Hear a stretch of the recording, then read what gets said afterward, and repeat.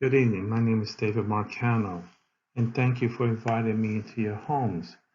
I am going to present today Dell Lenovo with respect to my final project in comparing these two similar companies and their related ratios. First, an overview of Dell. Dell was founded by, of course, Mr. Michael Dell, the CEO. He founded Dell in 1984. His main basis was a consumer end-to-end where his company will produce workstations and PCs. Later on, as Dell developed in the early 2000s, which is the post the rise of the internet, he established a new metric to feed into the needs of the commercial infrastructure, web, and cloud data. Dell hosts a headcount of 158,000 employees in Asia, Europe, South America, and their headquarters here in the United States at Red Rock, Texas.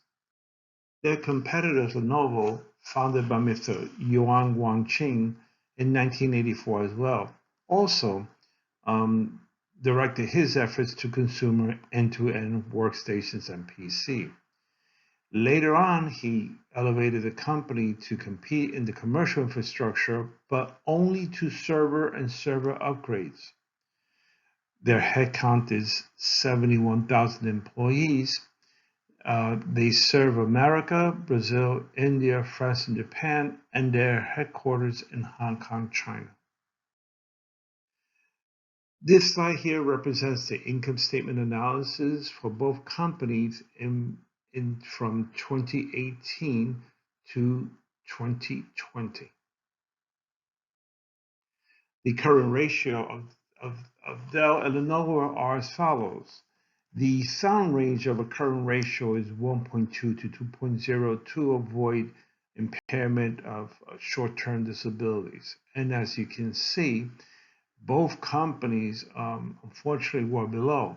Then again, we must take into consideration the pandemic that had a great impact on this ratio and those that follow. The quick ratio must rise above a 1.0, otherwise the bills are impaired, meaning they'll have trouble meeting their financial obligations, short-term and long-term obligations as well. As you can see here, Lenovo and Dell fare almost equal in this particular segment.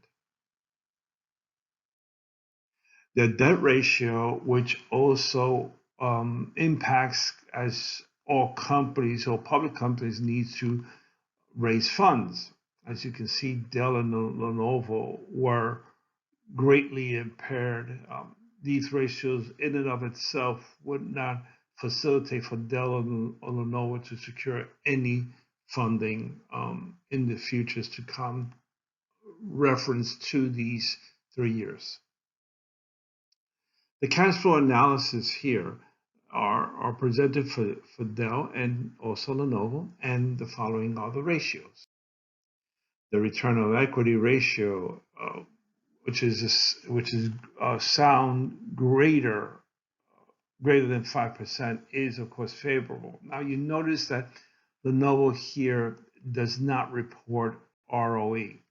There's a reason for that, obviously, because they're in Hong Kong, China, and the way they compose ROE is not consistent with how the United States compose the ROE. However, with that being said, Dell has done very well in light of the pandemic. In calendar year 2019, they recorded a 4.0. And this will end my presentation, but I want to put some closing notes here.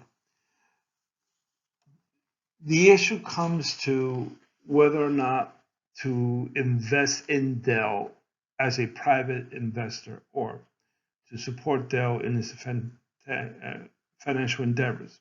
I could say this: Dell is an innovator. They always have been. So in comparison with Lenovo in May of 2005 purchased IBM and all their research and patents. So in theory, Lenovo is behind. And that's why they have not been able to make the foothold that Dell has, despite the fact it is the third leading computer manufacturer in the world. However, Dell has various patents yet to have been explored and entered into the market. It is with anticipation that Dell will, once the pandemic is over, and as well as Lenovo, be able to solidify themselves as the number two, if not the number one PC maker, chasing the likes of Hewlett Packard. When that happens, Lenovo will have to restructure itself to encompass Dell's market foothold and attempt to penetrate it. It will be difficult for Lenovo to do so. However, it will prove to be interesting, and those analyses will probably take 2 years post the end of the pandemic, when and if that comes, where these companies will be able to compete adequately and you can measure their results. Thank you so much for your time this evening, and have a good evening.